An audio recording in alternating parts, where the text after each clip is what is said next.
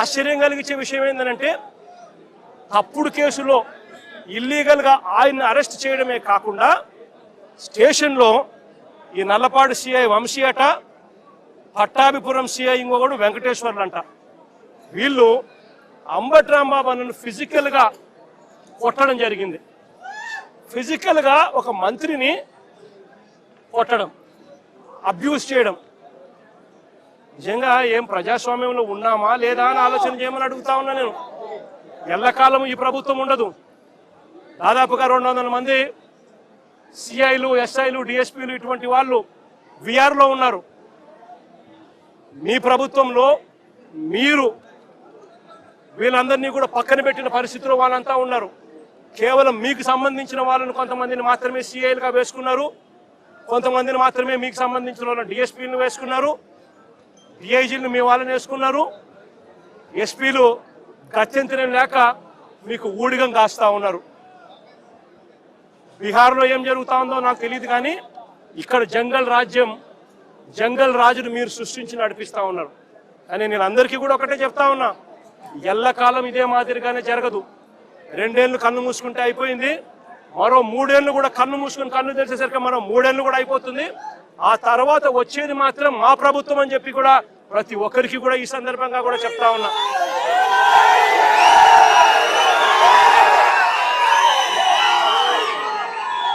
చంద్రబాబు నాయుడు గారికి చెప్తా ఉన్నాను, ఆయన కొడుకు చెప్తా ఉన్నాను, ఆయనకు కొమ్ము కాస్తా ఉన్నా ఆయన పార్టీ ఇతర పార్టీ నాయకులకు చెప్తా ఉన్నాను, ఆయనకు కొమ్ము కాస్తా ఉన్నా ఇలాంటి పోలీసు అధికారులకు కూడా చెప్తా ఉన్నాను. ఎల్లకాలం ఇలా అన్యాయం చేస్తా ఉంటే మాత్రం ఎప్పుడు కూడా దేవుడు చూస్తూ ఊరుకోవడానికి మాత్రం గుర్తుపెట్టుకోండి. ఖచ్చితంగా మీకు మొట్టికాయలు పడతాయి. రేపు పొద్దున మా ప్రభుత్వం వచ్చిన తర్వాత వీటి అన్నిటి మీద కూడా ఎంక్వైరీలు వేస్తాము, వడ్డీతో సహా చెల్లిస్తారు అని కూడా ఈ సందర్భంగా అందరికీ కూడా చెప్తా ఉన్నాం.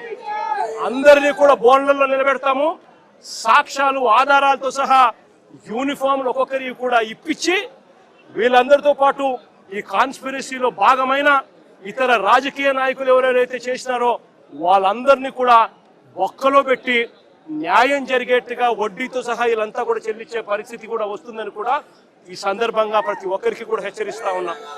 జరుగుతూ ఉన్నది విషపూరిత విత్తనాలు నాటుతా ఉన్నారు.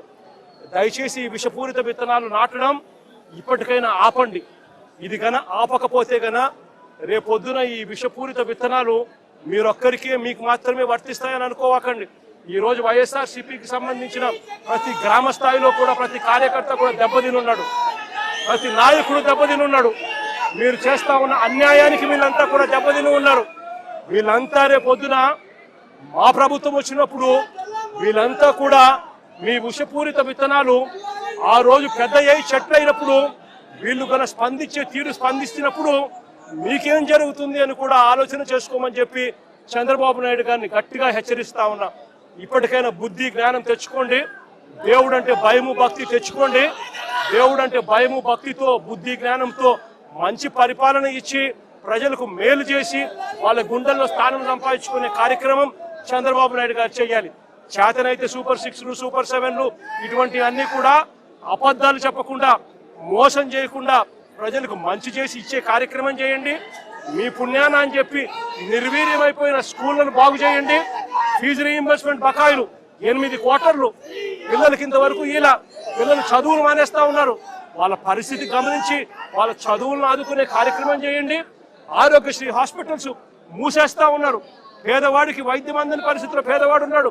ఆ ఆరోగ్యశ్రీ నెట్వర్క్ హాస్పిటల్కి ఇవ్వాల్సిన బకాయిలు క్లియర్ చేసి ఆ నెట్వర్క్ హాస్పిటల్ నిలబెట్టి మళ్ళా పేదవాడికి ఉచితంగా వైద్యం అందించే కార్యక్రమం చేయండి. చేతనైతే ఆ 17 మెడికల్ కాలేజీలు మీ స్కాముల కోసం అమ్మకుండా ఆ 17 మెడికల్ కాలేజీలు పూర్తి చేసి పేదవాడికి మధ్యతరగతి వాళ్లకు ప్రజలకు మంచి చేసే కార్యక్రమం చేయండి. చేతనైతే రైతులకు గిట్టుబాటు ధరలు కల్పించే కార్యక్రమం చేయండి. చేతనైతే రైతులకు నువ్వు ఇస్తావన్నా ఇప్పటికే అన్నదాత సుఖీభవ 40,000 ఇస్తారన్నావు, కేవలం 10,000 ఇచ్చావు, 30,000 ఎగరగొట్టావు. ఆ 30,000 ఇచ్చి రైతులకు గిట్టుబాటు ధరలు ఇచ్చే కార్యక్రమం కూడా ఖచ్చితంగా జరిగించే కార్యక్రమాలు కూడా వ్యవసాయాన్ని చక్కబెట్టి ఖచ్చితంగా జరిగించే కార్యక్రమం మీద ధ్యాస పెట్టండి. ఇవేమీ కూడా ధ్యాస లేదు, మన్ను లేదు, పాడు లేదు. చేసేదంతా కూడా అవన్నీ కూడా ఎట్లాగూ నిర్వీర్యం కాబట్టి ఈయన చేసేటివన్నీ కూడా అబద్ధాలు మోసాలే కాబట్టి చేసేదంతా ఇంకా ఏమిటి, ఎవరైనా ప్రశ్నిస్తే ప్రశ్నించిన వారి గొంతులు పట్టుకొని నలపడమే ఈయన చేసే పని. ఈయనకు వత్తాసు పలుకుతా ఉన్న కొంతమంది తొత్తులు లాంటి పోలీసులు, కొంతమంది తొత్తులు లాంటి అధికారులు ఈయనకు తోడుగా ఉండి నడిపిస్తా ఉన్న పని. అందరికీ ఇక్కడ జ్ఞానోదయం రావాలని చెప్పి కోరుకుంటా ఉన్నాను. ఇలాంటివి జరిగితే మాత్రం చూస్తూ ఊరుకునే కార్యక్రమం ఖచ్చితంగా ఉండదు, ఖచ్చితంగా స్పందన కూడా ఉంటుందని కూడా ఈ సందర్భంగా ఖచ్చితంగా చెప్తా ఉన్నాము. ఇలాంటి ఘటనలు జరిగితే రేపొద్దున రాష్ట్ర వ్యాప్తంగా కూడా బంధు పిలుపులు కూడా ఇచ్చే కార్యక్రమాన్ని కూడా వెనకడుగు వేయము, ఇంకా అడుగులు వేగంగా కూడా పడతాయి. ఇలాంటివి కన్నా ఆగకపోతే మాత్రం చంద్రబాబు నాయుడు గారిని గట్టిగా వార్నింగ్ ఇస్తూ చెప్తా ఉన్నాము. ఇష్యూస్ పెద్ద అవుతాయి. ఢిల్లీ లెవెల్లో కూడా ఎన్హెచ్ఆర్సీకి కూడా రిపోర్ట్ కూడా కంప్లైంట్ కూడా ఇచ్చే కార్యక్రమం చేస్తూ ఉన్నాము. కోర్టుల తలుపులు తడతాము. సుప్రీంకోర్టులలో కూడా జరుగుతూ ఉన్న అన్యాయం గురించి కూడా చెప్పే కార్యక్రమం చేస్తాము. అన్ని రకాలుగా పోరాటాలు జరుగుతూనే ఉంటాయి. వైఎస్ఆర్సీపీకి సంబంధించిన ప్రతి కార్యకర్త చంద్రబాబు నాయుడు గారు ఈ మాదిరిగా చేస్తే భయపడతారు అని చంద్రబాబు నాయుడు అనుకుంటే చంద్రబాబు నాయుడు గారు మూర్ఖుడు అని చెప్తా ఉన్నాను. బంతి ఎంత బలంగా నేలకేసి కొడితే బంతి అంత బలంగా 4 వేగంతో పైకి లేస్తుంది అన్నట్టుగా వైఎస్ఆర్ కాంగ్రెస్ పార్టీ కార్యకర్తలు 4 వేగంతో ఇంకా రెచ్చిపోయి చంద్రబాబు నాయుడు గారి ప్రభుత్వాన్ని కూపటి వేలతో సహా పెకిలించి వేసే కార్యక్రమం కూడా జరుగుతుందని కూడా ఈ సందర్భంగా గట్టిగా చెప్తా ఉన్నాను.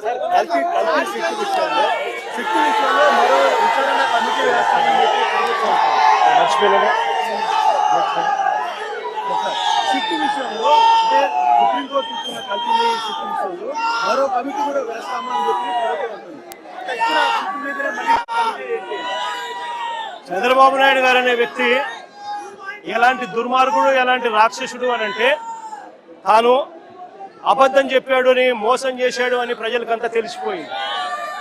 సిబిఐ స్వయంగా ఛార్జ్ షీట్లో వాళ్ళు వేసిన సిబిఐ వేసిన ఛార్జ్ షీటే అది చెప్తుంది.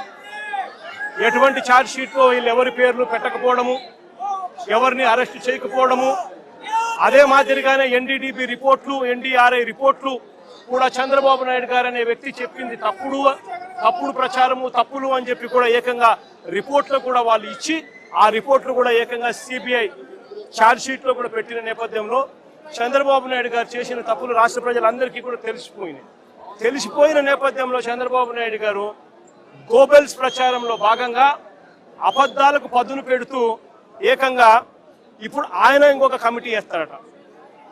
రాష్ట్ర ప్రభుత్వం ఇంకొక కమిటీ వేసి సిబిఐ చెప్పింది తప్పు, ఎన్డీడీబీ రిపోర్ట్ ఇచ్చింది తప్పు, ఎన్డీఆర్ఐ ఇచ్చింది తప్పు, కానీ చంద్రబాబు నాయుడు వేసే ఆయన కమిటీ రిపోర్ట్ మాత్రం అదే మాదిరిగా చెప్పాలి అని చెప్తూ ఆయనకు కావలసిన విధంగా ఇంకొక రిపోర్ట్ వేసుకొని రాష్ట్ర ప్రజల మీద దాన్ని కూడా రుద్దే ప్రయత్నం కూడా చేస్తా ఉన్నాడనంటే ఇంతకన్నా దిగజారిపోయిన రాజకీయ నాయకుడు ప్రపంచ చరిత్రలో ఎత్తినా కూడా ఎక్కడా కూడా కనిపించడు అని సందర్భంగా చెప్తాను. Please subscribe .news.